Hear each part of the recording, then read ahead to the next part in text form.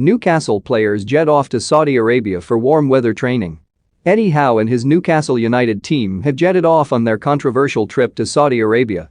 Stars such as Kieran Trippier and Alan Saint-Maximin were pictured suitcases in tow as they arrived at Newcastle International Airport on Sunday morning, following their much-needed 1-0 win over Leeds United the day before.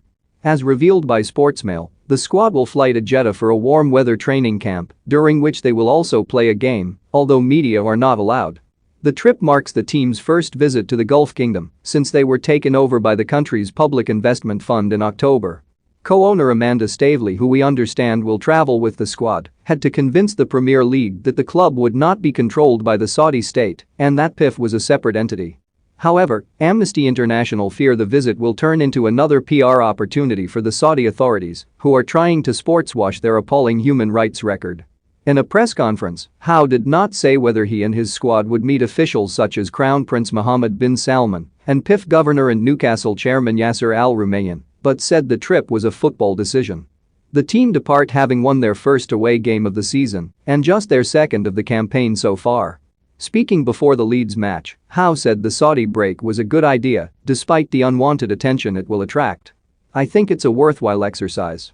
The facilities will be first class and we'll be well looked after," he said. "It's a football decision.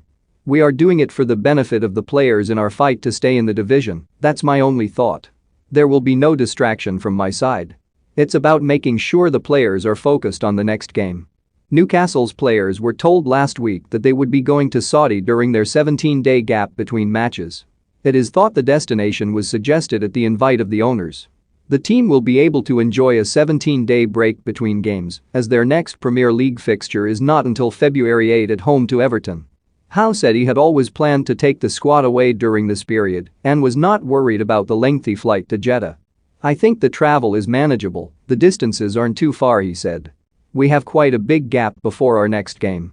In terms of COVID, everything will be very tight. We will try to look after everybody, do some good work and come back a united squad. I think it's important that we encourage that unity. Going away is a great idea. It'll be a work training camp. I think it's vitally important that people know we're going to be very active." The trip will also have a knock-on effect on Newcastle's transfer dealing, as both Howe